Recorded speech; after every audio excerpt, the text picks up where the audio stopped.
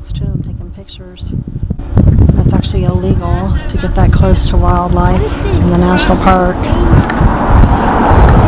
But way cool, huh? I don't have a tripod, so sorry about the unsteadiness. But pretty neat on Checkerboard Mesa to be seeing animals, a bighorn sheep. That's pretty neat.